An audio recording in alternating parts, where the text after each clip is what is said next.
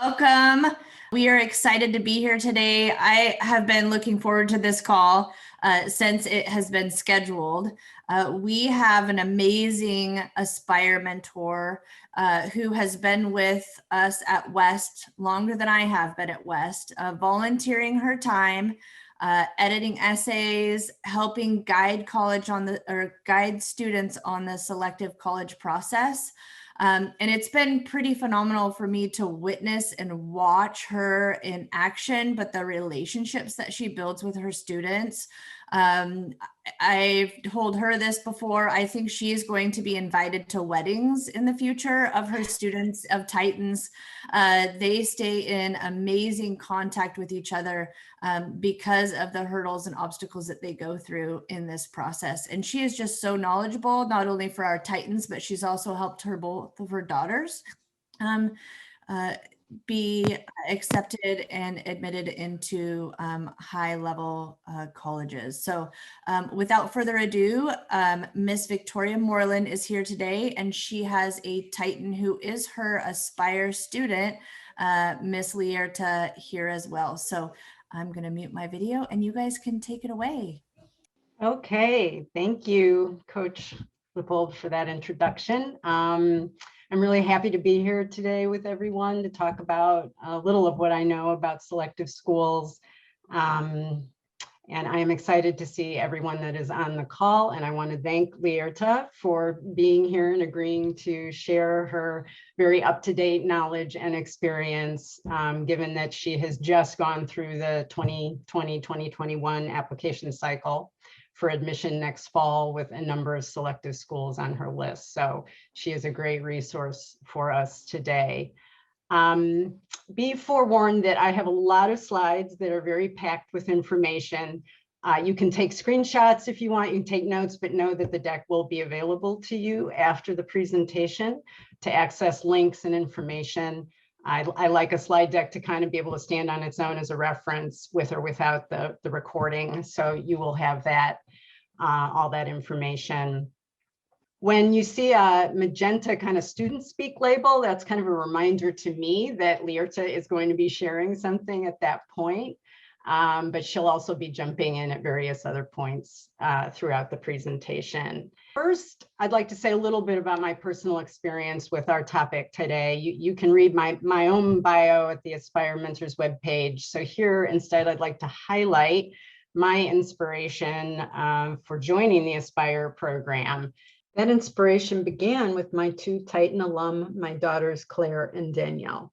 After graduating from West, Claire attended Cornell, where she majored in natural resources and minored in marine biology. Currently, she's working on a master's in marine biology at the University of Guam, where she went to study with a renowned coral expert and work in the university's marine lab on their efforts to grow and restore Guam's coral reefs and reefs worldwide that have been devastated by climate change. And while Claire is changing the world one coral at a time, Danielle, as the singer-songwriter Juniper, is changing the world one song at a time, using music and activism to build awareness of social and environmental issues facing the world today. Danielle was a professional music major at Berklee College of Music in Boston, which, if you're not familiar with it, is considered one of the top music schools in the world, especially for contemporary music. She's currently living in LA and working on her first album. In working through selective college applications with my daughters, I learned a great deal. I listened to many admissions presentations, talked directly with admissions deans, and made a good number of campus visits, including Stanford, UC Berkeley, Harvard, MIT, Yale, Brown, and Cornell, in addition to top music schools coast to coast. It was quite a big project, during which I realized that the college application process is often the first time that you as a student are asked to look back and think about the story of your life, who you are, where you came from, how you want your past to shape your future. And to create your college application, you have to gather up all these threads, evaluate your accomplishments, and effectively communicate all this in writing to an audience of strangers on an admissions committee. After helping my daughters go through this process, and with my professional experience as an English language arts curriculum developer and writer-editor, I became interested in helping more students find tools and resources and develop communication skills, habits of mind, and motivation to succeed in this process. So here are some of the questions we're going to try to answer today. If you've had these questions, I'm sure you have. You'll probably have others that will occur to you as we go through this presentation. But what exactly is a selective college? Where do I start building my college list? What do the different early decision, early action deadlines mean? What kind of admissions process is used at different colleges? How do I build this successful competitive application? What's going on with test optional for SAT, ACT? We'll talk about letters of recommendation, college interviews that happen after you submit your application, and how it's possible to afford a higher price selective school, and then also just what kind of mindset you need to achieve your college goals. Please keep in mind that some of the information you'll hear today doesn't apply only to selective schools, but to college planning and applications in general. So even if you're not applying to selective schools, hopefully there'll be information here that will be of help. Okay, let's talk first about what it means for a college to be selective. Selective means a college receives more applications than it has spots to offer to students. Most schools are non-selective, and a non-selective school means that if you meet minimum requirements, you'll get in. You meet the minimum GPA, other minimum requirements, such as the courses you had in high school, you'll be admitted. But the selective colleges fall into these three categories, and you can find different percentages of what defines selective or highly selective or extremely selective. But the Ivy League and most selective colleges, the extremely selective colleges, accept less than 15% of the applications they receive. And here, Cornell at 11% is the Ivy with the highest rate. Harvard at 5% has the lowest acceptance rate of the Ivies. There is a saying that Harvard is the hardest Ivy to get into and the easiest to graduate from, and that Cornell is the easiest to get into and the hardest to graduate from. And I think in my experience with Cornell, I would support that. It is a very, very challenging school. So just real quick, acceptance rates have fallen over the last 30 years or so because colleges are getting so many more applications, but they haven't been able to increase the number of students they take in. And there are a lot of reasons for that. To some degree, there's a numbers game the schools are playing, and they encourage more students to apply as a way to improve their standings in college rankings. So more applicants you get helps drive down acceptance rates, and that's a metric that is used in the methodology of a lot of college ranking systems, and it's seen as kind of improving a college's prestige. Another reason there's so many more applications are the online applications like Common Application have made it easier for students to just apply to more schools even if they don't really intend to go there, and that has driven up application numbers. So the point here is that selectivity of a school doesn't reflect, it's not a guarantee of the quality of the education you're going to get at a college. It's more about how many students got in that year relative to the number of applications that were submitted. But it is a good indication of your chance of admission as you assess the schools that you want to apply to in your top tier list. So here is, I thought, a useful listing to look at real quickly. The Ivy League schools appear in green, and this top list from niche.com, a rankings and research site, considers these the most selective colleges, and that's an alphabetical list at the top. And they then also break out the colleges they think are hardest to get into right now. and that's in rank order. So, with what they're looking at in terms of criteria, test scores, they're seeing Caltech as actually being the hardest school to get into right now. So it gives you a perspective on how many selective schools there are, the degrees of selectivity, and what it means to be a selective school.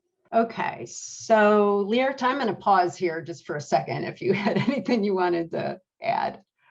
I think it is definitely important to note, as you put on the last slide, that just because a school is more selective doesn't mean its education is better or anything of that nature, but it just reflects their acceptance rate. So. Right. Okay, so for comparison, this slide shows the admission rates at all the UC schools and at some of our Oregon schools plus Washington. So, you can see that all the UC schools are falling in the, highly selective or extremely selective range, most all of them except one. And here you get to see how that admission rate is worked out in terms of the number of applicants versus the number that were actually admitted. And so, a lot of the schools that students here might be applying to in Oregon are actually in the selective range. University of Oregon and OSU, which if you're applying to selective schools, extremely selective schools, you would normally put, OSU and University of Oregon in your safety school list, which I think is the place for them. But if you look at those schools on some ranking sites, they show up as selective. They are ranked as selective schools. So I think that's important to realize. So next, we're going to talk about building your college list. And, the importance of doing that as a junior, you should be actively engaged in doing that right now. And it really is, it's a research project. So you have to really plan to put the time into it, kind of becoming an expert in the schools you're interested in, and certainly the ones that end up on your list. So you're doing all this research in order to start compiling a list and then eventually narrowing it down to kind of 3 tiers of schools that you want to actually move forward with for applications. So it really is a research project, and you want to be organizing all that research using a spreadsheet, like an Excel spreadsheet or some other kind of document to collect all this data. And, I've got an Excel template for this that I can share that you can customize for the kind of data you want to capture about the schools you're researching. So I'd be happy to share that. Your family, your college mentor can help you with the research process if it becomes overwhelming, and you kind of have to, decide not to drive yourself crazy with research, because you could just be doing it endlessly, reading across lots of different sites about the different schools. So the kinds of information I recommend you gather in your research are listed here. First, you want to look at whether a college offers the major or course of study you think you want to pursue in college, if you know that already. And if you don't know, but you think it will be a STEM field or something in the arts or humanities, is the college strong overall in those areas? And by the way, it's totally okay not to know your major when you go to college, because you'll have a chance to explore different interests once you're there, and the colleges actually encourage you to remain flexible on your course of study for the first couple of years. You'll want to make a note of national rankings, which we'll talk about on the next slide. Rankings that you'll get from college research sites take into account the full range of undergraduate, master's, and doctoral programs at a university. Geographic location is something you'll consider. Do you want to stay in state? Do you want to stay close to home? Do you want to be out of state, but regionally still stay in the Pacific Northwest? Or do you want to venture further afield to the East Coast, the South, Midwest? So that's something you'll be taking into consideration as you assess schools you want to apply to. Then cost of attendance, which you can get on the college's website. They will provide a breakdown of tuition and fees, and then estimates for housing, for your room and board, books and supplies, travel costs, which are estimates, so it really can vary.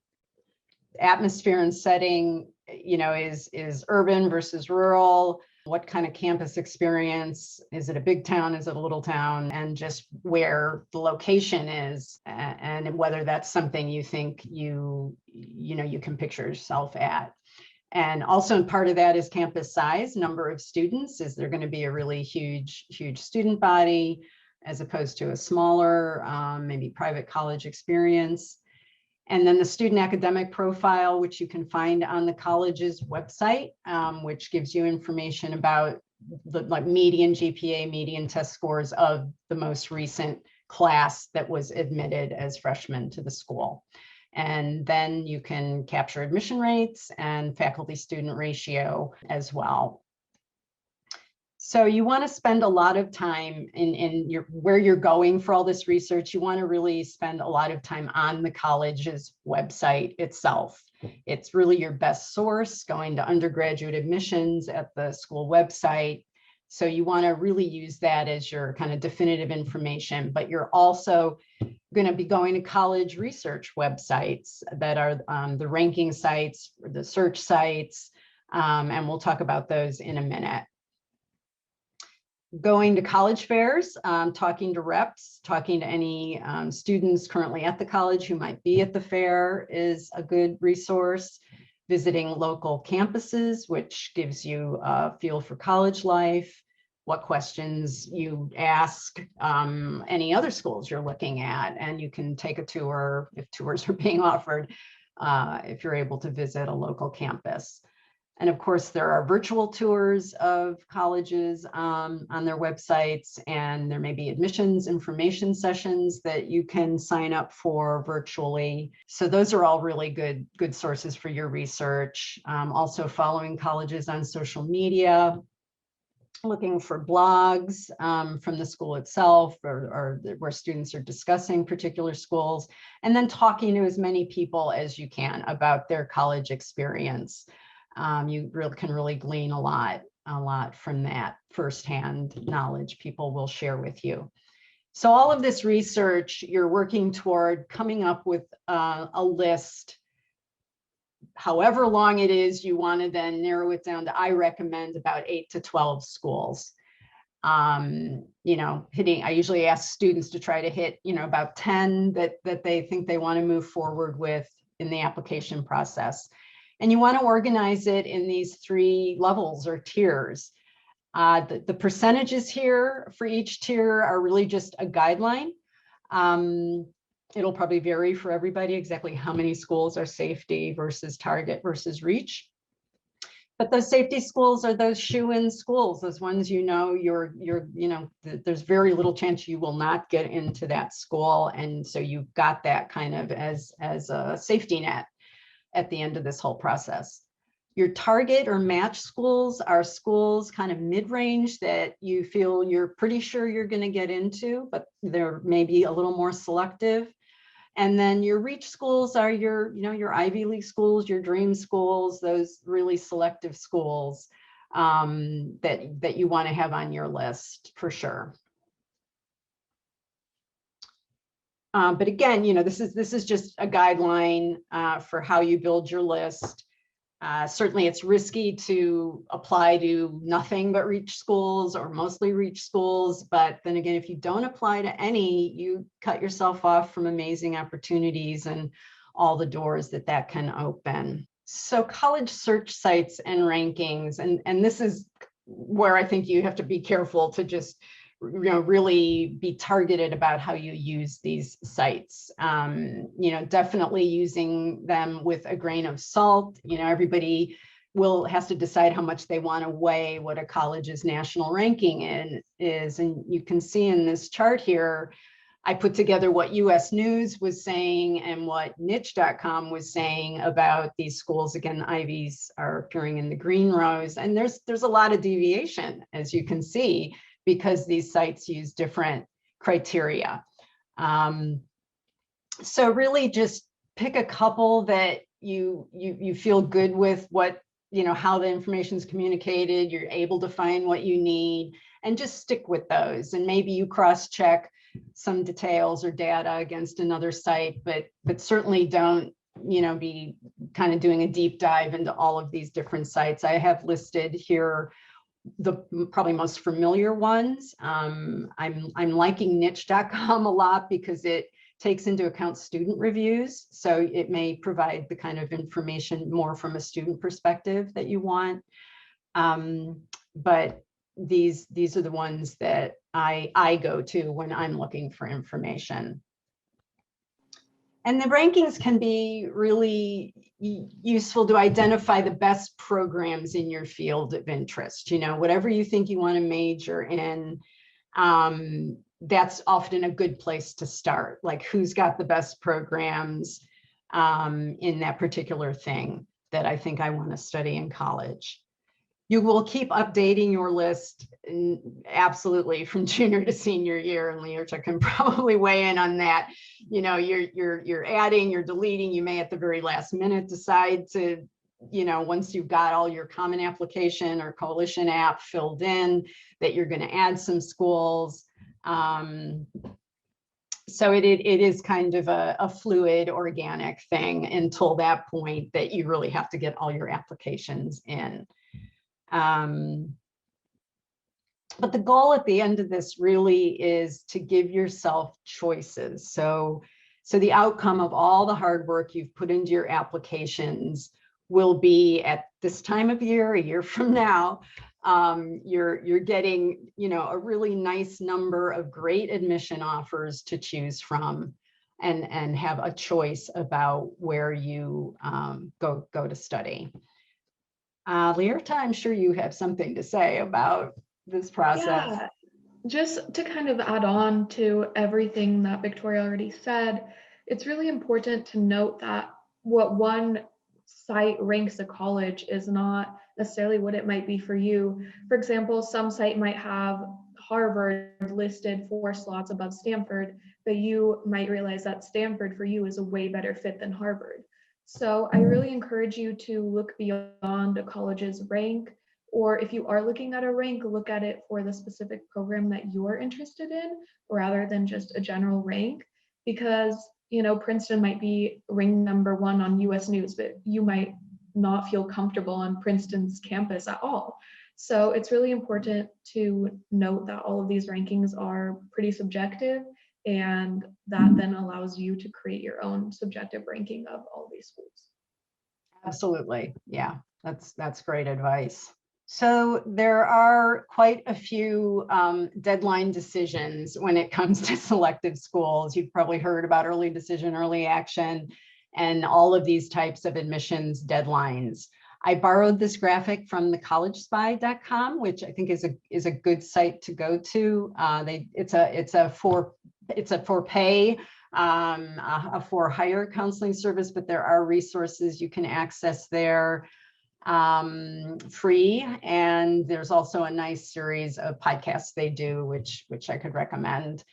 So I added these blue boxes just because selective schools don't offer rolling admissions, and early decision 2 is a whole other decision option that I didn't even know about until quite recently.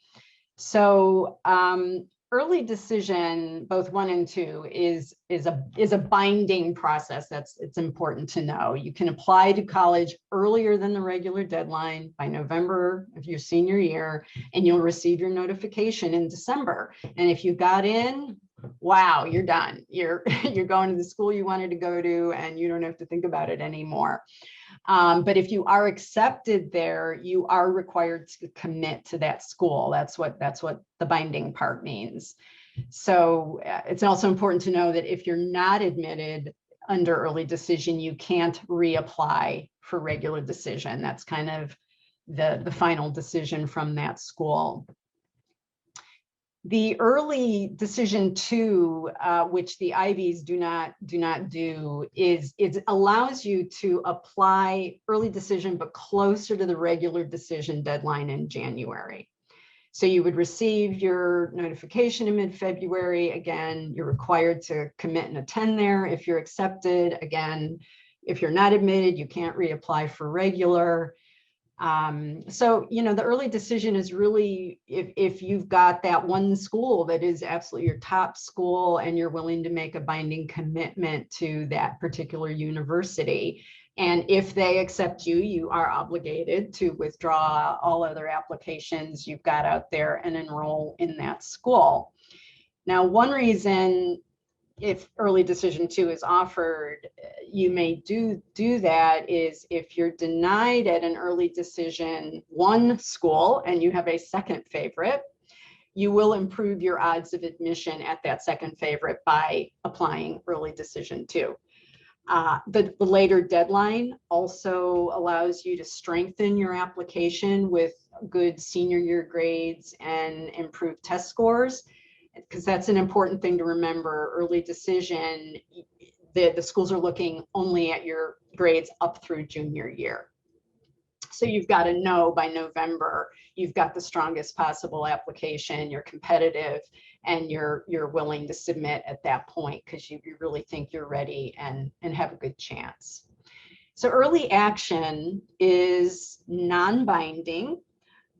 You apply to the college earlier than the regular deadline, again, usually November, senior year. Admission notifications come out in December. And if you're accepted, you're not required to commit.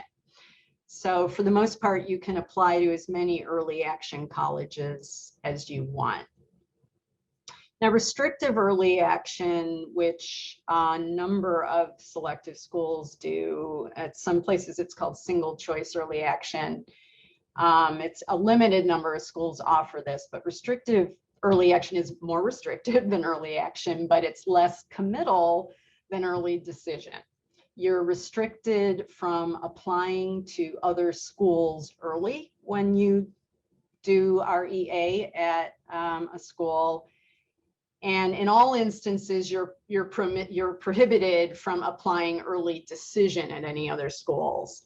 So you have to really check with the school about their policies for restrictive early action or single choice early action or whatever they're calling it. If you're not accepted, again, you can't reapply for regular decision. So that's those are what those deadlines mean. So you have to really kind of decide on what route you want to go with your mentor, your counselors. Really, think hard about, can you be ready? If you're going to do early decision, you've got to be getting a lot done now and over the summer before senior year. Important to know that you may not submit more than one early decision or early action application within the Ivy League. They kind of have a covenant that's on all their sites about that. So here's a sample list of colleges with early options. Again, the Ivy League schools are in green. There's no early application option at the UC schools because their regular deadline is earlier. So you don't have that option at those schools.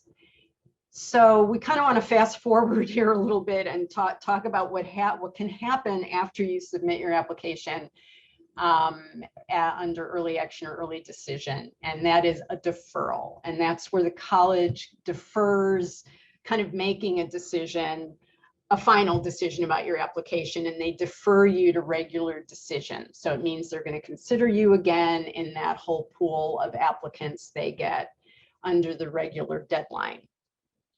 And that, the deferrals rate really varies every year. Last year, those rates went down for most schools, which meant that the deferral rates went up because the acceptance rates went down, deferral rates went up, and early applications went up quite a bit last year. So if you're deferred, there is this action you want to take, sending a letter of continued interest to the school if you know it really is still your number one choice and you're planning to attend there. So Lierta is going to talk about deferrals and wait lists, which are another thing that can happen after an application is submitted. Yes, so dealing with deferrals can definitely be a little bit difficult, but It does kind of give you still a chance to be accepted.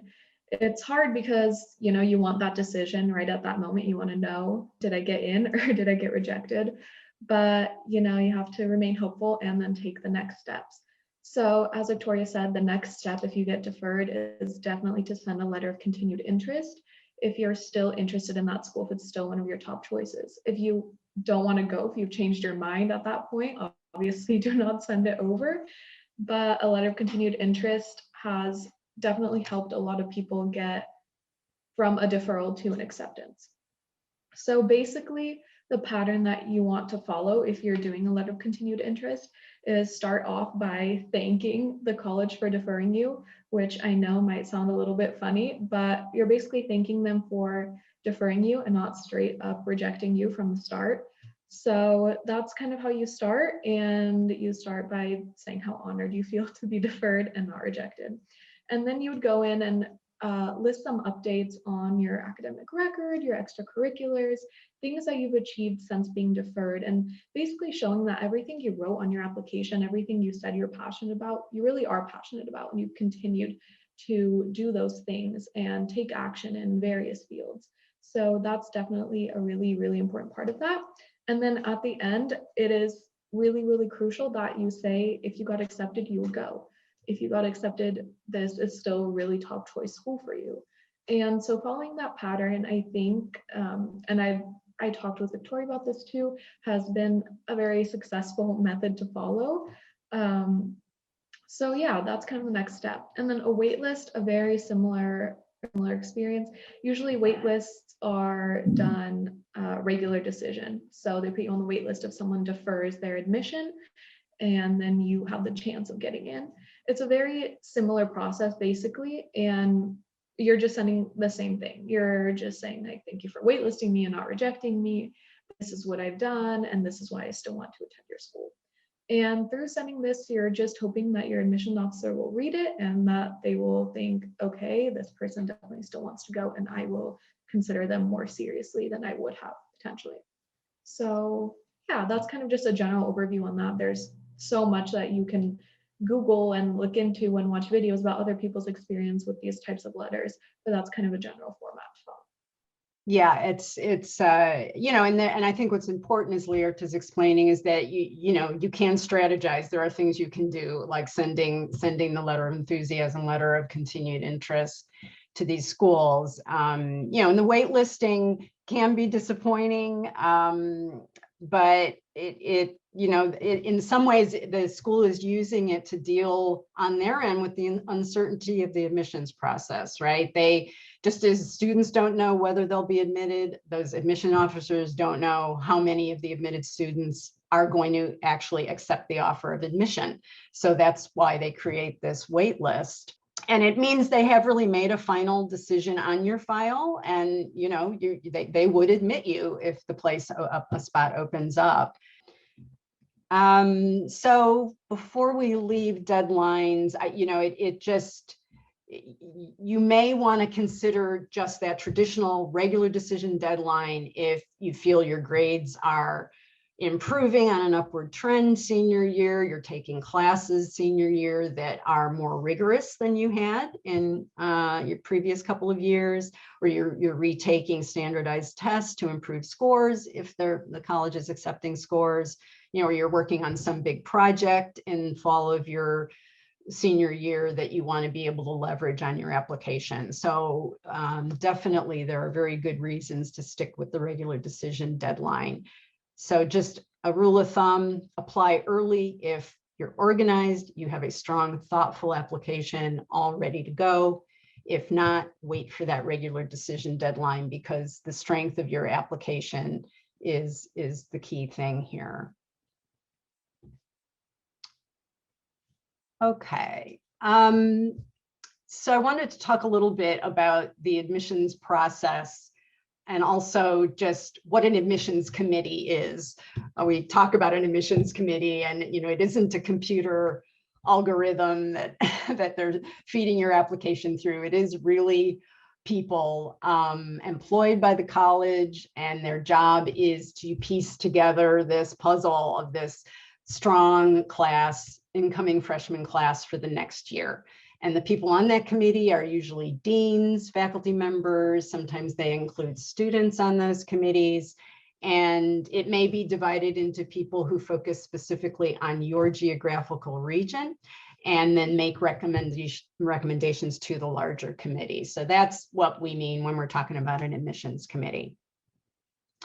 So this review process here, and we're going to talk more about each of these things here, but this was what I gleaned from an admissions presentation I attended last fall with 5 selective schools, three of which were Ivies. And this was what they highlighted in terms of the holistic review process for applications. The academic profile, which is an important piece, certainly when they're looking at, high grades, rigorous courses, and any trends in your grades during high school.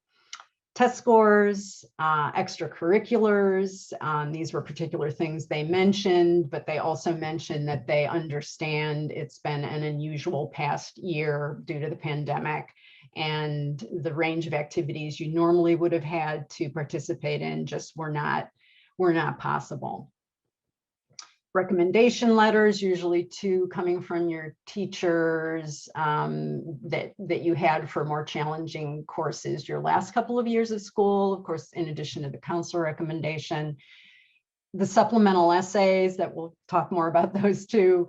They said be as specific as possible. These are the essays you write for prompts that are created by the school, and they're in the common application. It's not your personal statement. It's these supplemental essays that are unique to each school, and they want to see in there that you really have familiarized yourself with the school, the school, and that you're revealing in there kind of what you'll contribute to the school community. And then the alumni interviews, which they kind of downplayed as being actual interviews and being that they are more just, making a contact. They're not, an academic evaluation of any kind. So, so that's what they were highlighting. And, and I think it's important to realize that, the secret is there is no secret. There's no magic formula or golden arrow or spell or potion or anything that's going to get you into an Ivy League school. There's no perfect student profile that guarantees admissions. That committee is reviewing your application and thousands of others, trying to piece together this puzzle to form this successful freshman class. They're looking at talent, diversity, both geographic and in terms of ethnicity. Other demographics, who's going to succeed at their institution, what the student's going to contribute, and how likely they are to excel in their chosen career field after they leave college. So they're looking for intellectual curiosity and creativity. Students who will, share their interests with other students in the campus culture. And they want to know kind of what motivates you and whether the campus environment is going to really fit that. Schools do release questions sometimes that the admissions committee is asked to consider as they're reviewing your application. So Harvard is one of those schools that you can find a long list of questions that Harvard admissions considers, things like, have you been stretching yourself academically and personally? How have you been using your time? Do you have initiative? How open are you to new ideas and people? So they really do lay out what they look for in an applicant. So do check the school website for that kind of information. Next, let's talk about building your competitive application for selective schools. I think of college applications kind of as being built on these 4 pillars, as it were: your academic record, your extracurriculars, your essays, and your letters of recommendation. All the pieces and parts of your application are sending a message to the admissions committee about your academic preparedness for rigorous college level work, about your interests and passions, your character and values, your enthusiasm for learning and challenging yourself. So So selective colleges are assessing these kind of tangible objective factors like academic profile and college readiness, but there are also those more subjective factors like your character, goals, and values. So, you know, you do have to really think about how you're going to convey to a complete stranger who you are, what you think, what you're most passionate about. So that's really the challenge. So the transcript is, you know, without a doubt, one of the most important pieces of your college application because it demonstrates your academic performance over time. So grades certainly do matter. You should start as early as you can in high school if you're looking toward applying to selective schools to really be working with your counselor on a college prep curriculum geared toward rigor for admission to these schools. So be thinking about those high-level classes, honors classes, as many AP classes you can handle, programs where you can get dual credit, you can get college credit at Chemeketa or the, you know, Willamette Gifted Scholars Program where you can actually attend classes at Willamette. So just all of that starts building what you need to have a strong competitive transcript. You want to take rigorous courses all 4 years, looking, you know, beyond just graduation requirements. You want to be, you know, demonstrating rigor in those core subject areas. That is something that they are looking for in your transcript.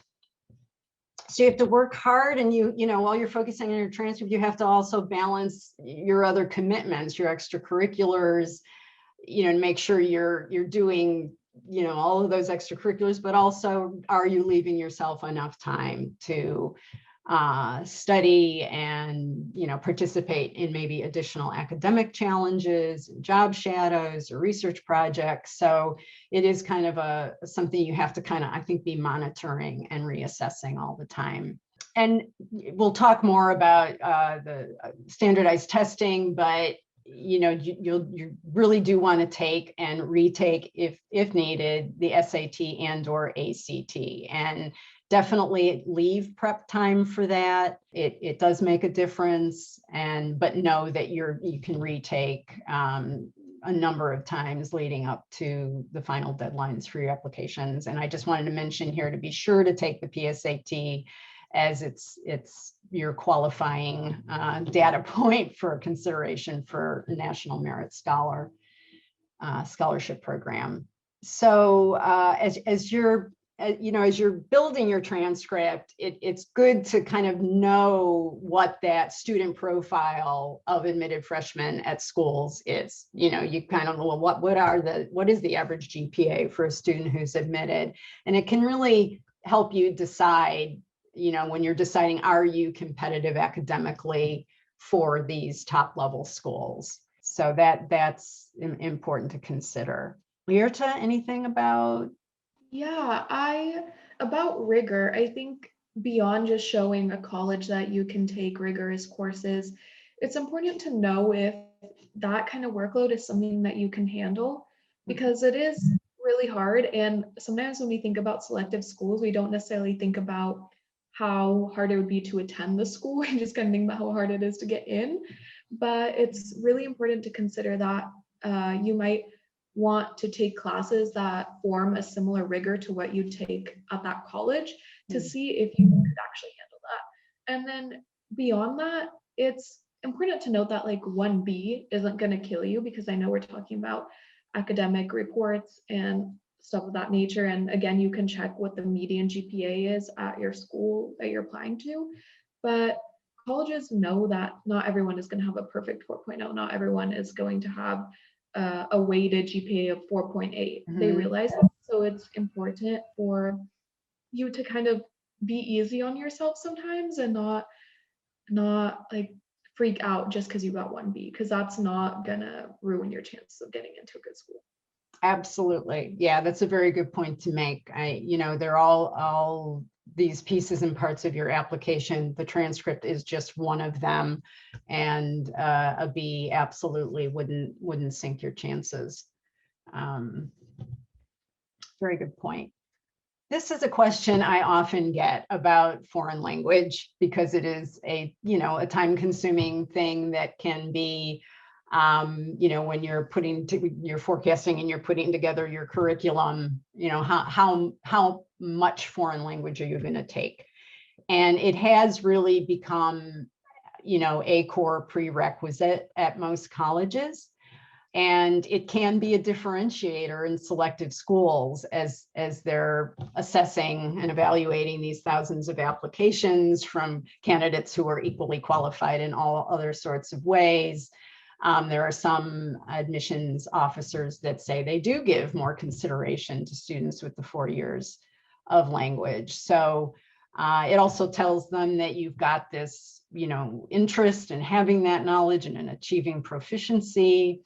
And you've challenged yourself in that respect. They do want you to stick with the same language. So don't switch between different languages, different years. They want to see sort of that deep dive into 4 years. That not all the schools expect students to have the same number of years studying a foreign language, and some require 2 years, others ask for 3 or 4. I listed some on here. The Ivies and other selective schools about what they say on their websites.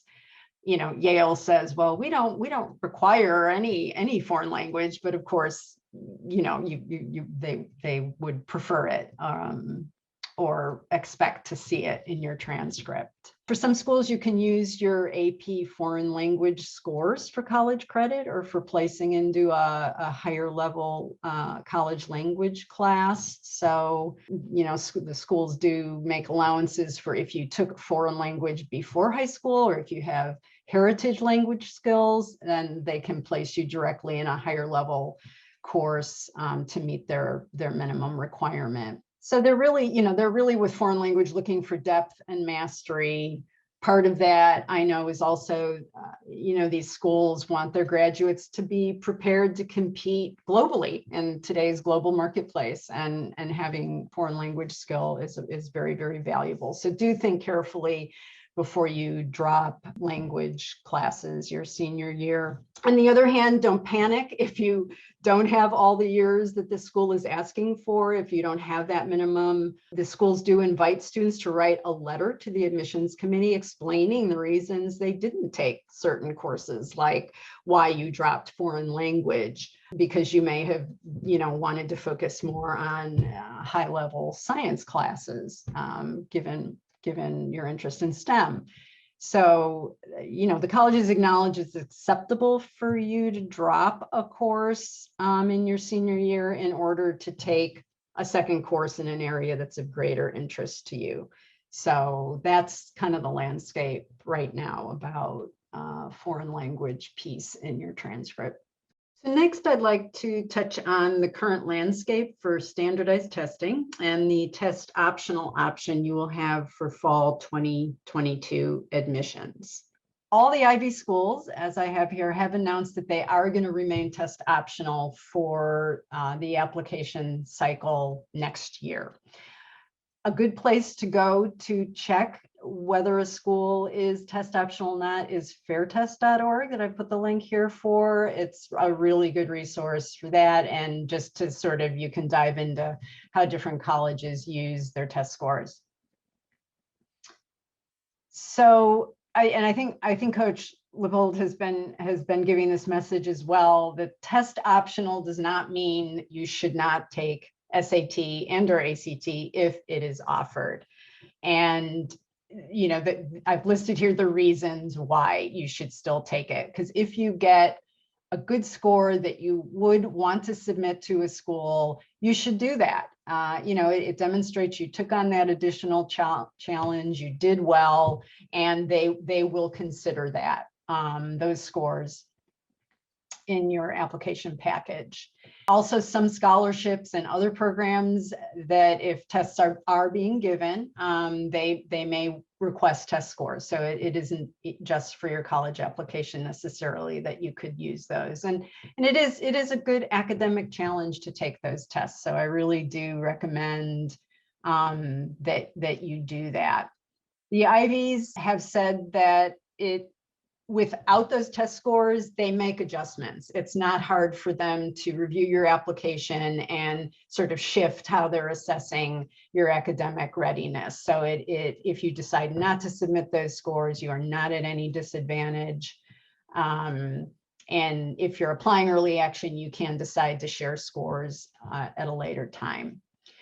Do be aware if schools on your list are test blind though, because that means they will not look at your scores even if you took the tests and you submitted them. So news just in January is the College Board is not going to administer SAT subject tests any longer. So if you already registered, they're going to refund your fee for that. That was an immediate decision. You can read about the ins and outs of that. It was announced at this College Board blog that I have the link here for. So they are also going to discontinue SAT with essay after the June sitting of the SAT.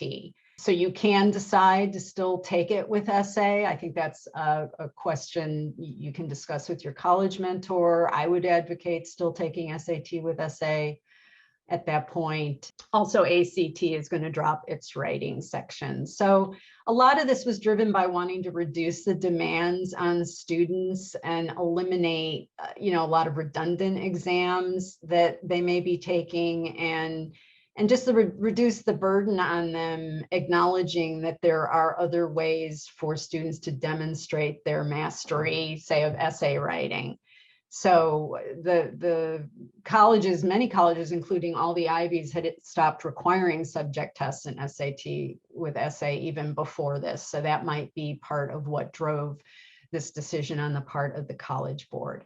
What this does do is put a greater spotlight on AP tests, which actually, in terms of the number of people taking the AP tests, had begun to kind of eclipse the number of people taking SAT subject tests. So students taking AP exams has increased in the US and abroad quite a bit after the AP test went international.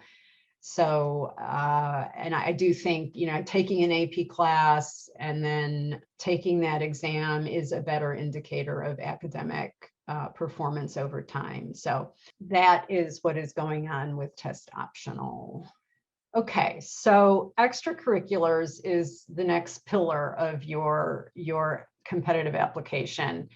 And it's also very, very important, because you have to realize that a 4.0 and perfect grades is not enough to gain admission to an Ivy or other selective schools. The admission committees are going to be reviewing thousands of applications from students who all have perfect 4.0s. So, which is partly why Ivies don't offer merit scholarships, or everyone would qualify for one. So the extracurriculars, whether they're non-academic ones like band, choir, sports, or academic extracurriculars like, STEM competitions, essay contests, this tells the committee how you went about pursuing the things that are of interest to you. And that those activities can be a real differentiator that make your application stand out. So it is a piece you want to, really be assessing, what you're doing in clubs in school or volunteer opportunities outside of school. And definitely a more deep dive. It's not about how many millions of different activities you can put on your application. I'd recommend you try out different things your first couple of years of high school, and you narrow it down to those things you really want to focus your time on and demonstrate long-term commitment and developing a deep interest. This doesn't mean that if you did a volunteer activity just for a day or half a day, you won't be putting it on your application, because that is still valid, but you should have some activities that you did for a longer period of time. You want to look for things that are going to offer leadership opportunities. Being president of a club, leading a team effort on a science project, anything where you really worked in a team and you had kind of a management component to what you were doing, managing people, managing a process, managing the outcome of that that project. Volunteering in your community is really important. Community service, you know, it shows you really put in your time to give back. You devoted time and energy to wanting to improve something for someone, you know, in the world beyond your home and school. And that's an important piece, to try to do that during the school year as well if you can, but definitely it's something to do during the summer, because the summers are very important to colleges, especially the summer before senior year. They really do look at how you spent your time during the summer. International experience. I know a lot of people sometimes, you know, really look for what they can do, investing in a study abroad or volunteer work experience. And that looks great. It's fabulous if you can do it, but just know it's not essential to, you know, have an experience like that. You can be, you know, colleges are aware you can only work with what's kind of within reach. So things in your community can resonate just as much in terms of your volunteer service.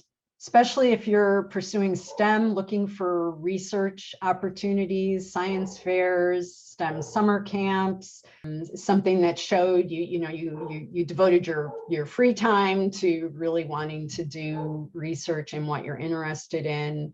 That really resonates for schools. Having, you know, done an independent or group research project of some kind or participated in a STEM competition, it can be a really important element of your application.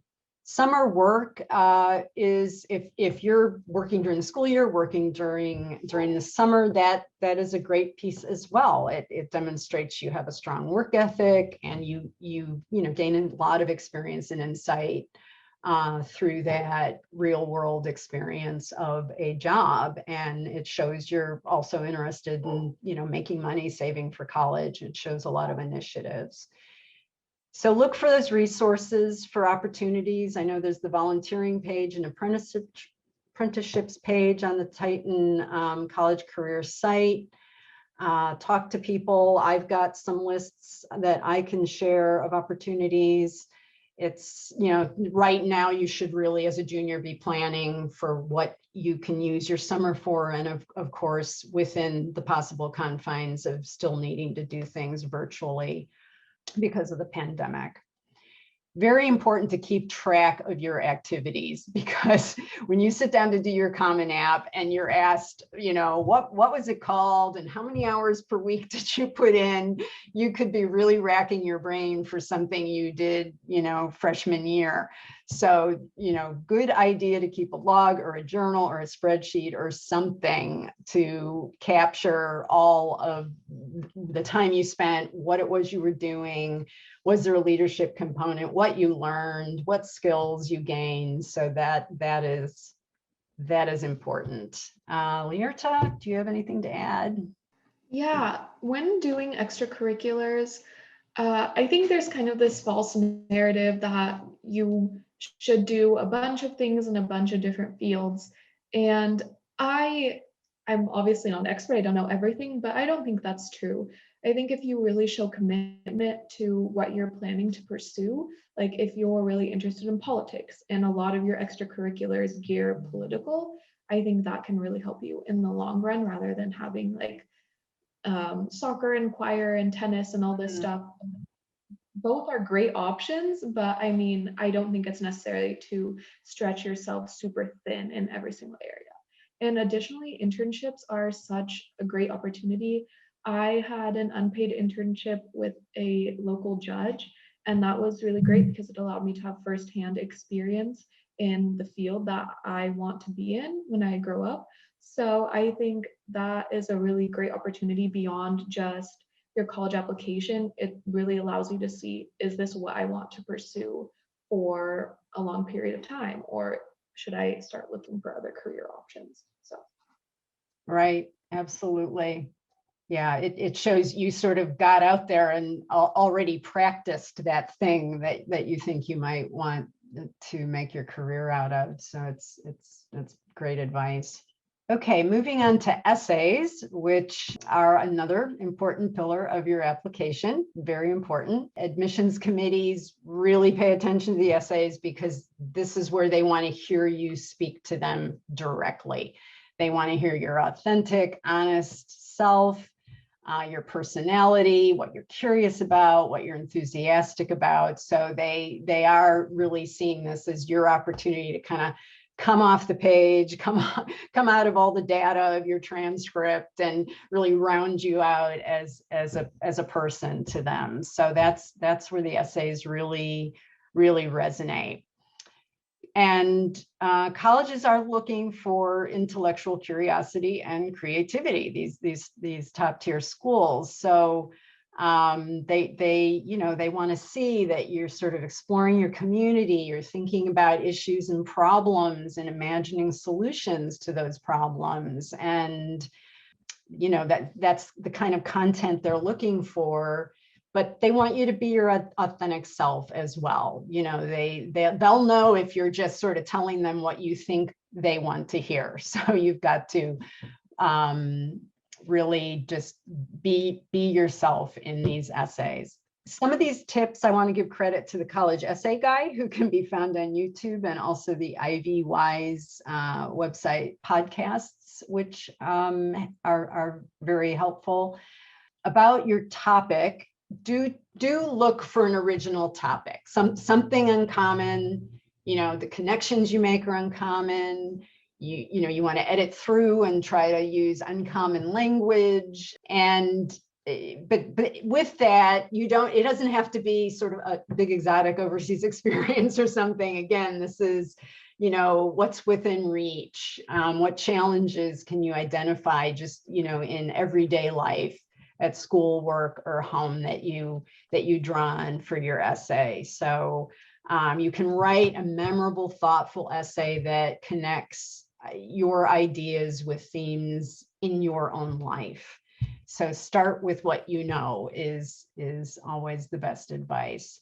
So structure is an interesting point. We always, I think we feel most comfortable kind of in a linear narrative with a beginning, middle, and end. But the idea of a montage approach can be very interesting for your reader and very, very creative. It'll jump around more in time and space. And because it's doing that, the events have a thematic link, this thematic thread that connects all the pieces of the montage. So that's an interesting approach to take. Just going wide kind of with a montage approach with this focusing lens of theme. Thesis statement is something you don't have to sort of, I know we're all very trained in writing, the 5-paragraph essay that we're going to start with a thesis statement, and you don't have to start with a thesis statement. You can not have one, or maybe it comes at the end in this conclusion you're kind of drawing. So do think about the structure and shape of your essay, and what's going to enable you to express what you want to express, but in the most interesting way possible. Don't pack everything into your personal statement. You write the 650-word personal statement for the Common App. It's sort of a lot of space. You've got a lot you want to say, but just know you're going to have, your activities list and other opportunities and supplemental essays as well to cover everything you want to cover. One important thing is in your planning for your essay, you may choose a topic, choose a prompt, choose a topic, and spend all this time on it. But if it's not working, don't be afraid to change completely and just choose a new topic or something that becomes kind of an offshoot of that original topic. This is why you want to get a really early start on drafting your essays and not wait until the last minute. So the supplementals are a really key piece of the writing you do for a school. So that's the essay they consider the Why Us essay. So that that's something you want to really have deep familiarity with the school and make sure you're not getting any, if you have details about the school in there, you want to make sure you're getting them right. This, really provides the admissions committee with, a lot more criteria, a lot more about you to assess your application. So definitely you want to spend more time on these than you might otherwise. Sometimes they can kind of seem like an afterthought, but really think about these, be more personal. You can have a more informal tone in these, be creative, and you want to convey yourself in a way that's going to be memorable to the committee. The topic, you're looking for that unconventional topic, but also you don't have to rack your brain for the unconventional topic. I mean, more how you convey what you're, why and how you're doing something, not necessarily what you're doing, is where they're going to really see your passion, because it's something that matters to you, and that passion you convey in your writing is going to really draw in your reader and hold their attention. So it's an opportunity to reveal this part of yourself that doesn't come across anywhere else in your application. With any prompt for essays, be sure you're looking back at it, referring back to it all the way through your planning and drafting to make sure you're covering every, piece and part of it. And as I said, get a good start on writing your essays. Get started definitely summer before senior year. Maybe try to get some of the supplementals done, or at least drafted, and your personal statement going over the summer. One thing about the supplementals is they'll be, sometimes they call them these short kind of popcorn prompts that are 35 words or something, or even less.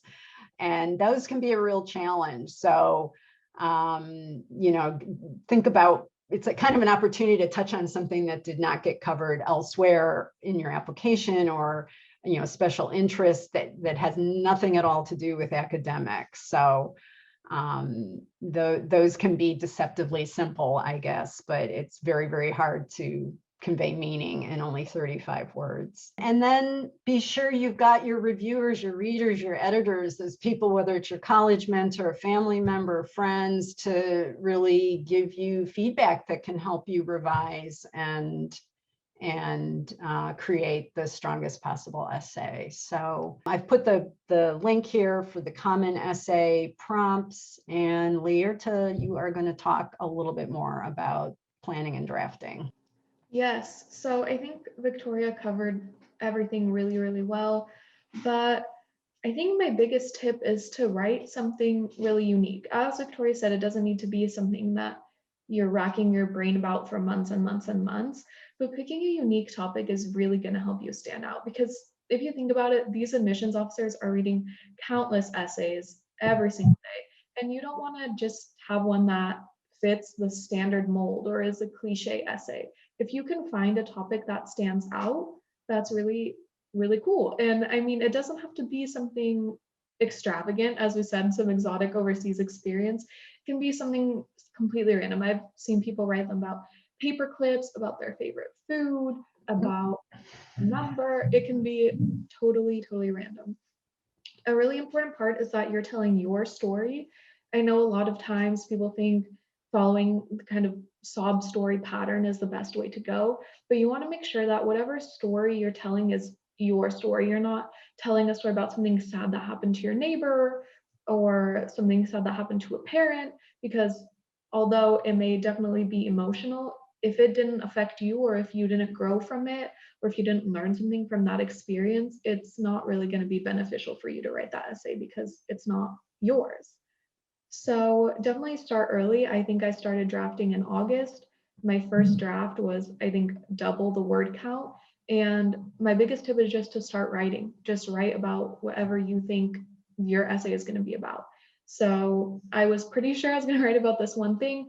I drafted it. It was double the word count. Eventually, I slimmed it down. Victoria and I worked on it for months and months and months, and then eventually ended up picking a totally different essay topic. So don't be afraid of changing gears, as Victoria said. And lastly, a tip to kind of pick unique topics is I would keep a running notes sheet in my notes app. And every time I thought of something where I was like, this could make an interesting essay, I would just write it in my notes app. And then by the end, I had about 4 or 5 options that I could write an essay about. So I do recommend that. I think it's really a really easy way to get ideas, and you can even use them on your supplements, on your Common App. You can use them on whatever you want.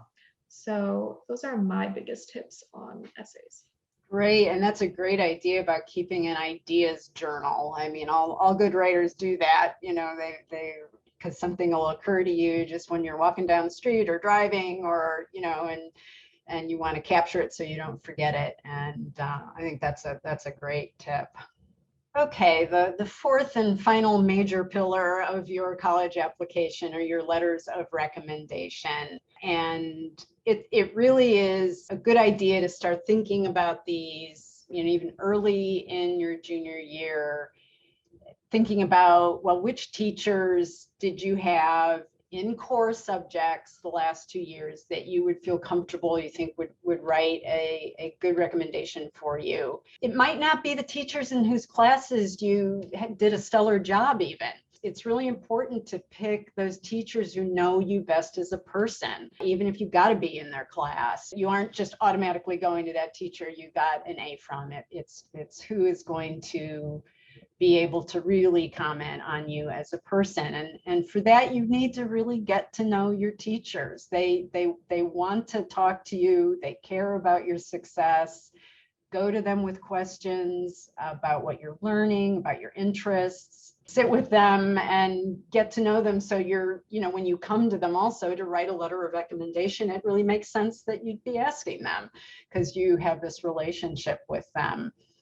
By the end of junior year, I would actually go talk to the teachers you're thinking of asking for recommendations, and you know, ask them would they be willing, and tell them that you're going to talk to them again in more detail at the beginning of senior year. It doesn't necessarily commit you to actually getting letters from those particular teachers.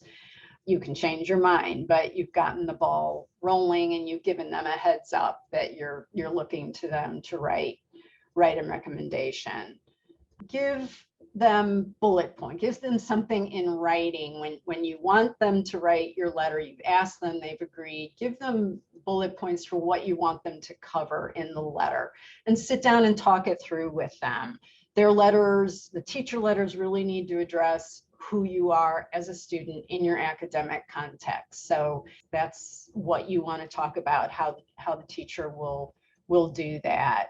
You can give them a resume if you have one, that can help, and certainly convey how honored you'll feel if they would write a letter for you. So that and I have never known a teacher who wouldn't be absolutely happy to write a letter when you ask. And you do want to make this process as easy on teachers as possible. So give them a good month before the application deadline to get the letter done. Provide a list of the schools you're applying to that they need to write letters for, addresses, deadlines, whatever they're going to need for, you know, the actual submission of the letter. And is it getting uploaded to an online portal like the Common App, or do they need to mail it in? I don't even know how many schools still have hard copies mailed in. Are they using a recommendation form from the college? Are they using West Salem letterhead? So just, give them as much information as possible to help them. And if they're mailing in, in the past, I've recommended you actually give them pre-addressed stamped envelopes with the recommendation form, or, for them to use. So you just want to really facilitate making this easy on them. In terms of the number of letters you need, you really do need to check what the college says specifically about what they want. The counselor letter, 2 teacher letters, and will they allow additional letters to strengthen your application. You don't want to submit optional additional letters if a school is saying, we don't want any additional letters, we just want 3. But it is great if they will take more, like someone outside of school, maybe your boss at work, or someone you work with in community service who would have this other perspective on you to share. So So do kind of keep track for each school of how many letters and what kind of letters they will accept. They are very flexible about those letters coming in late because they know it is not under your control for any of the documentation for your application file that is coming from elsewhere. So I've heard the Ivy say 2 weeks, that's fine if things are arriving within 2 weeks after your application has been submitted, and they won't ever penalize you for those late recommendations. I've got some resources here. The Aspire site does have a template for a letter of recommendation request to give to a teacher that you could use. The College Career Site Resources tab has the request form your counselors would like you to use. And there's a good article at Big Future, College Board's Big Future, that I would really recommend reading about getting a great letter of recommendation. Lierta, tips for getting great letters. Yes, so letters are really, really important because it allows the college to see you from someone else's perspective, and it's not just you being like, oh wow, I'm amazing, and someone else talking about how you're amazing. So definitely get to know your teachers. I think if you haven't yet by your junior year, get to know at least your junior year teachers really, really well. West has such incredible teachers, and they're always there to chat about literally anything, whether that be your classes or if you just want to sit down and chat with them, they're always willing to do that. So I know some people are a little bit more shy, so it can feel a little bit harder. This is a really, really crucial step to getting a good letter of recommendation from your teachers. Yeah, so the next part that I have written down is maybe ask teachers who are related to whatever you're thinking you're going to major in. Some colleges do have requirements on what teachers can write a letter for you, and usually they're your junior year core teachers or just a core subject teacher. But definitely if you're interested in STEM, for example, if you're interested in studying biology, you could have your biology teacher write you a letter. For me, I was definitely gearing more toward liberal arts. So I asked my history teacher and my English teacher, and that worked out really well for me. So I think it's important to know who you're going to ask and try to form some kind of relationship with them. Again, yeah, sending bullet points or an academic resume, if you have one, is very, very important. I would highly suggest that you create an academic resume if you don't have one already, because some colleges I applied to, I know, actually asked for a hard copy resume. So that's definitely something that you might want to consider. But yeah, relationships are definitely the most important part of this whole letter process. So Excellent. Thank you, Lierta. College interviews. This is sort of fast forwarding again to something that happens after you submit your application. And depending on the school, you are either going to the site to request an interview, or you wait and you'll be contacted by an alumni of the university. If you are not asked for an interview, it absolutely does not mean your application has been rejected. And in the past, interviews have depended on availability of alumni during this kind of short time frame. They have to conduct these interviews while applications are being reviewed. So if you hear one person got an interview, you didn't get an interview at a certain school, don't read too much into that. The interview does not sway the admission decision, but some schools say, oh, it's not evaluative, but interviewers do submit notes or actual evaluations that go in your application file. Among the interview tips on this slide, I want to underscore that you do want to prepare for these interviews, such as getting coaching from your college mentor or from your peers or your family, and doing a mock interview. Do check the college's website, because some of them actually post the kinds of questions interviewers may ask. And be sure to refresh your memory about the school, review your application materials, information you gathered about the school, but know that across the board, interviewers don't have access to your application, so they won't be quizzing you on the specifics of that. So next, Lierta has some great firsthand experience with interviews to share. yes, Interviews are most definitely a positive experience, or at least they have been for me. I personally do enjoy doing like public speaking type of things, and I find that I'm better at that than taking a test, for example. So for me, I already knew they were going to be a bit more enjoyable than just the application process, but they really are so varied. I had some that just asked me about my extracurriculars, and that was what we talked about for about 45 minutes to an hour, however long they are. And it was basically just asking me about my extracurriculars and how that aligned with the school. I had one that it was basically entirely about my experience doing virtual learning through COVID. So it wasn't necessarily that inclined toward my academic record. It was mostly just asking about my experience learning. And then at the end, we kind of touched on my academic record. I had one where the interviewer just let me ask her every question I had about the institution for the entire time. And then in the last 5 to 10 minutes, we talked about me. And I had one, which was probably my hardest but most interesting interview, which the person asked me very interesting political questions because I applied for political science.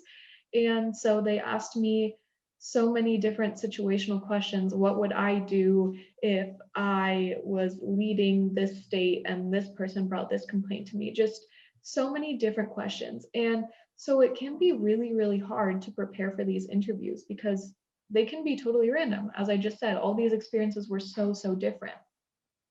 So I think the important thing to have ready is just some brief information about you, some of your extracurriculars that you want to highlight, some courses that you want to highlight. A lot of them ask me about my top favorite courses or my favorite things that I've done at school or my favorite extracurriculars. So those are always really important to have laid out. Another thing that's really important to have laid out is questions for your interviewer. They always leave a time at the end for you to ask questions. And it's important that you do ask questions. It shows that you have initiative, that you're interested in learning more about that school. So have some questions ready, some standard questions. A great one that I like to ask at the end that can usually determine how your interview went is ask them, do you have any doubts about my ability to be successful at your institution?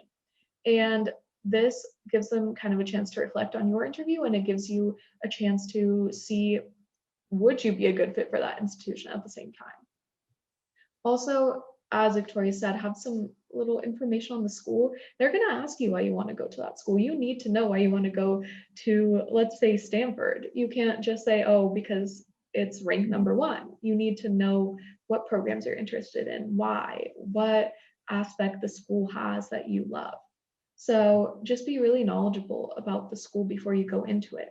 But on it, like, don't stress. I know saying don't stress isn't going to eliminate your stress about it, but it really is just a time for them to see that you're a real person. That's always how mine were prefaced. They said, this isn't going to decide on your admission, but this is really for us to get to see that you're a real person and you enjoy the things that you said you enjoyed on your application. So don't lie on your application and know what you wrote on it, because it's going to need to align when those things come into play. So yeah, it's pretty relaxed. They've honestly been really fun and really enjoyable. So I think it will be something that you guys will enjoy as well. That's great. Yeah, one thing I wanted to underscore as well that is on the slide here, that it is optional technically if you're contacted for an interview, but I strongly recommend you don't ever say no. You know, you accommodate the schedule of your interviewer and you do it however nervous you are, however much you think you don't want to do that interview, do say yes and do the interview. It's a great experience. There is a lot I could say on this topic of affording selective colleges, but I want to refer everyone to Kim Conley's excellent financial aid presentation she did a couple of weeks ago on one of these calls. So be sure to watch the recording of that on the College Career homepage. It was really informative. Some things I do want to say is it is possible to afford these pricey private colleges without any debt, or at least a lower, more manageable level of debt. The schools, the message I heard repeatedly from the Ivies was get in and we will make it financially possible for you to come. And they bring the costs down to be very comparable with state universities. And I found that to be true in my own experience with my daughter, that Cornell stepped forward with a grant package that made it less expensive to attend Cornell than it would have been to go to University of Washington or some other state universities. So that really is the message they're sending out about the financial aid that they are able to provide. There are no loans colleges, and I've listed some of the selective colleges here, including the Ivies that are no loans, meaning they will cover that difference between the cost of attending and what FAFSA says your family should be able to pay, the estimated family contribution. So they put together a combination of scholarships, grants, work study, and present you with a package that does not include federal loans. So that if you're applying to a school that has no loans, that can be a real advantage.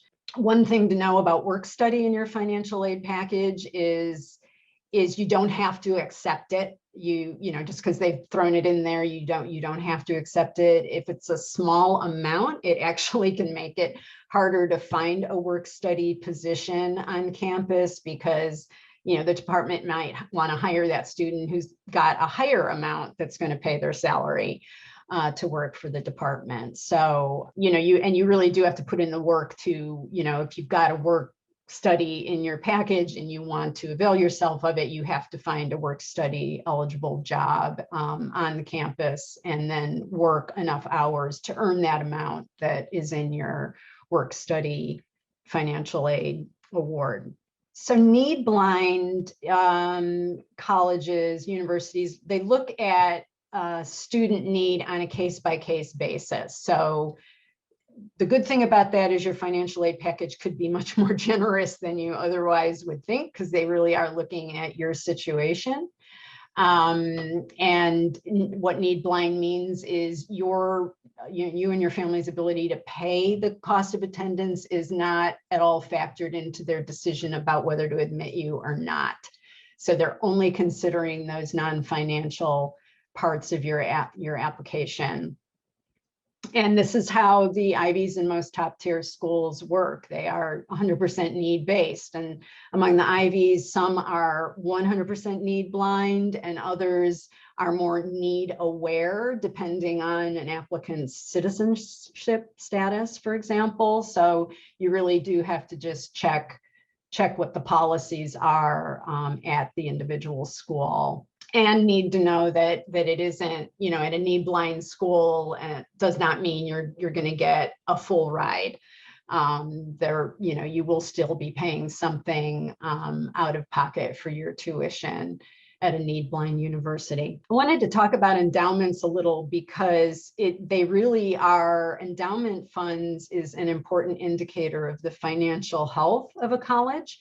And Ivies are private colleges, meaning they don't receive funding from state government. So they really depend on their endowment, which is money they receive, money or other financial assets they get that are donated to them.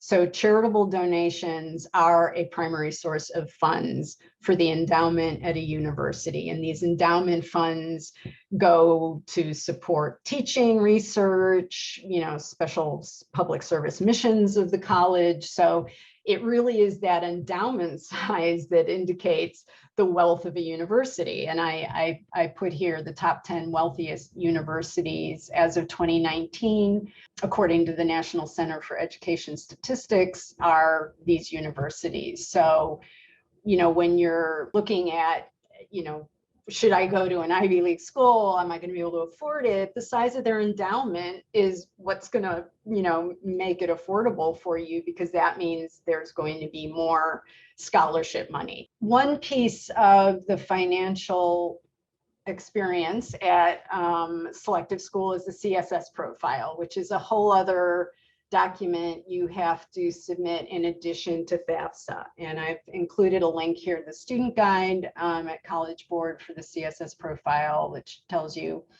everything you need to know. You know, the CSS College Scholarship Service Profile, it's long, it's detailed, it costs money, but you have to do it, and it can open up more forms of aid for you. It is required by all the IVs, and it's an application, whereas FAFSA is your application for federal student aid. The CSS opens up non-federal financial aid to you that your college has available to distribute. So it asks for a lot of detailed information. It does cost the $25 for one school to submit it and send it to the school, $16 for each additional school, but you can get a fee waiver. If you qualify for SAT fee waiver, you would get a fee waiver for the profile. And then as you add schools possibly to your list, you would need to go back in and have CSS profile sent to those additional schools. They take a closer look at your family's finances, more so than FAFSA, and the CSS evaluates things like you know, family's medical bills or school costs for younger children and other factors when they're determining what a family's expected contribution would be. So, you know, FAFSA looks more at numbers such as income and family size, and not so much those personal situations and hardships, which you then have to talk about directly with the school. But CSS, actually, the profile gives you space to write about special circumstances affecting your family's ability to pay tuition. And so for some students, that can mean more financial aid opportunities become available through the CSS profile. It does become available in October, the same day as FAFSA. The school deadlines for submission do vary, so you need to sort of be on top of that deadline on the financial aid page at your schools that you're applying to.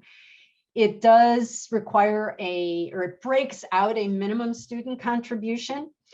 It's the CSS requires that, where FAFSA doesn't, but it's also known as the summer work expectation. But the thing to know is it isn't tracked, so a family can cover it. It's, you know, you're not having to come up as a student with the $3,000 to $6,000 based on earnings from part-time employment during the academic year, or full-time employment in the summer. So, but don't be surprised to see that student contribution piece. The submission of that information in terms of supporting documentation, if you see the term IDOC, it's the Institutional Documentation Service. And that's how you then would send in, say, copies of tax returns. There's no cost for that. Some schools have started using other kinds of portals, I believe, and don't use IDOC anymore, but that is another online service that you will be using.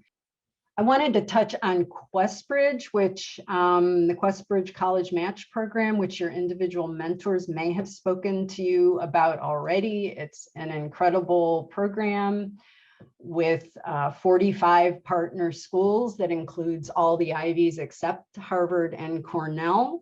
It also includes Stanford, MIT, Caltech, and a lot of highly selected schools. So what it is it's an early application process for high achieving, lower income students to be admitted, you know, through an early application decision with a 4-year full ride scholarship at the school, at the Questbridge partner schools. So I've listed here the criteria they look at.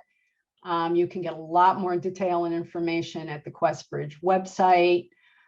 Academic achievement, financial qualifications is the thing you kind of first need to consider. It's not a strict cutoff, but typically to qualify, the household earns less than $65,000 and has minimal assets. they do encourage students who feel like, you face significant financial hardships to look at this and see if you can qualify for Questbridge. So the website, you will find their free online application, and it is, a full-blown detailed application with an essay and letters of recommendation, because this application really becomes your application to these schools. And one benefit of it is in this early application process is that you're competing only against other Questbridge applicants. You're not competing against the whole pool of early applicants at the schools that you're applying to. So that is a real benefit. So I wanted to, and I'm sure, Lierta, you may have more you've thought about just when I stopped and thought about, the advantages to going to an Ivy League school.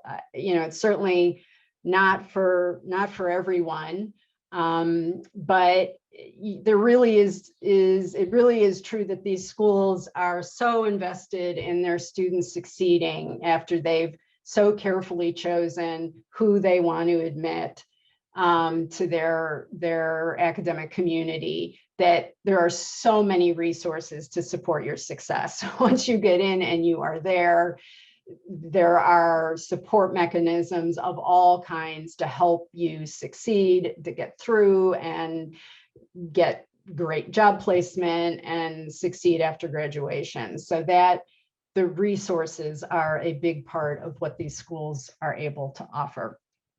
In addition to the great financial aid packages and great facilities, those big endowments mean the more scholarships and better resources that will be available to you.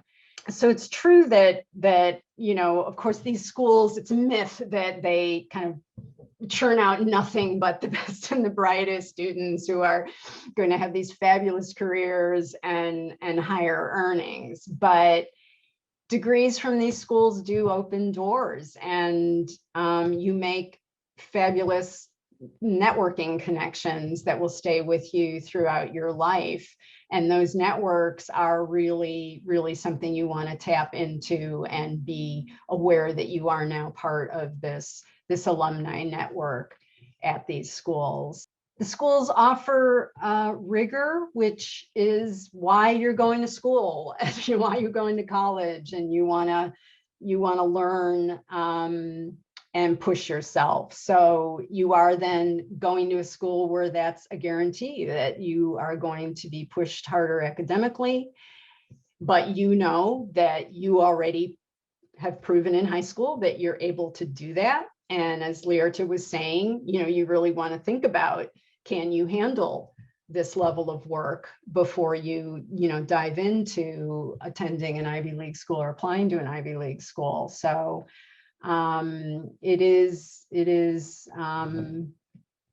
I think a big part of going to these schools is the rigorous environment, and there is something just really nice about having knowledge, right?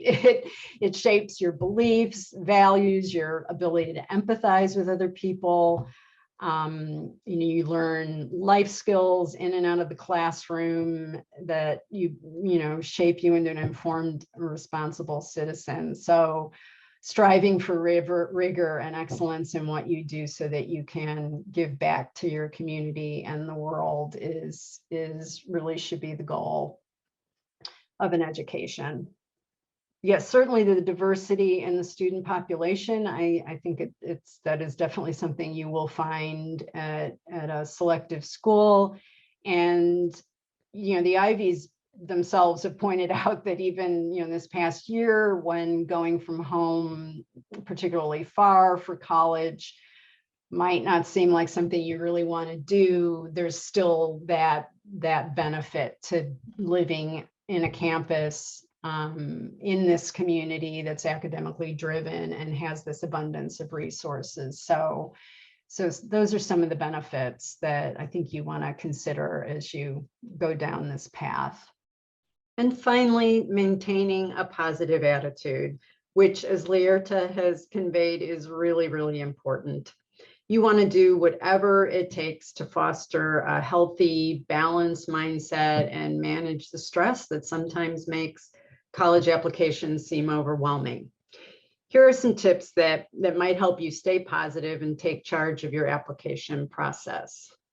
Don't think these reach schools are out of your reach. I think sometimes it's, it can seem overwhelming and we're bedazzled by these big school names and their reputations, but this really is your time to go after it. And that's why I really encourage you, if you feel like you can get in or you just want to give it a try, do apply to some of these schools. And because you won't know if you don't apply to a school that you really thought you might want to go to, unless you follow through with applying. You'll never know if that was an opportunity for you. Be confident, you know you can do the work that you'll encounter at those schools, and you can take on those challenges because you've already proven that. And that's what's kind of brought you to that threshold of applying to these more rigorous schools. And showing up, you really do have to treat this as a big research project, allot the time for it, do the planning, be organized, be aware of deadlines and meeting them, and taking ownership and leadership over your, college application process. So, and very important is to acknowledge sort of the elements of mystery and chance and how this whole endeavor goes. There's subjectivity involved in this process that you just can't control, and you can't take any actions that are going to make that go away or not affect you. Things like academic proficiency through your transcript and test scores, that's very objective and that's very easy to measure, but passion, engagement, character and values, and those other things schools look at are certainly subjective. So, how do you know ultimately how they're making those decisions? It's really, you just sort of have to accept that there's objective and subjective criteria involved in the decisions being made about your application. And a lot can happen. There can be, unforeseen circumstances in which offers you get, and then what you end up deciding about those offers. Sometimes you get the offer of admission from the school of your dreams, and then the financial aid package comes, and you realize, okay, these two things are not aligning in my favor. So just kind of keep that mindset. And I sort of adapted the serenity prayer here. Find the serenity to accept what you cannot control, courage to work hard on what you can control, and wisdom to know the difference. Lierta, is there anything you would like to say about attitude? Because you've been doing an incredible job of navigating all this. I think you covered it really, really well. At the end of the day, there is so much that we don't know, no matter how long Victoria and I sit here and talk about this. There is so much that goes on behind the scenes that we don't know. And just because one college doesn't want you, or just because it feels like the Ivies don't want you or don't have space for you, doesn't mean that you're not an incredible student. It doesn't mean that there's not going to be incredible opportunities that come your way, no matter where you go or no matter which school you attend. These schools definitely have great opportunities to them, but so do other schools. So if something like an Ivy doesn't work out, don't get down on yourself. Don't think that your hard work wasn't worth it, because something else will work out down the road. But yeah, it is really important to stay hopeful. I am definitely in the final stretch of this process right now, so I can definitely tell you that it is hard at times to stay hopeful for these decisions. But I mean, whatever happens is going to happen. And again, so much is out of your control, like Victoria said. So That's right. You've done all the work, you've done everything you can do. And, there's that point you kind of just have to let go and move on, start moving on to new things, new projects. And, you will find out soon enough as Lierta is waiting to hear on her offers. So it certainly is a growth experience to go through this process. And that concludes our presentation today. Many thanks to everyone who listened in, and to Lierta for sharing her pearls of wisdom from her college application experience. If you still have questions, please reach out to me on Remind. I'm happy to communicate with anyone to answer questions or set up a meeting. Finally, I want to leave you with this Martin Luther King Jr. quotation, which I have found helpful when undertaking what seems like a huge, overwhelming project and I can't see any light at the end of the tunnel. You don't have to see the whole staircase, just take the first step. Thanks so much, everyone.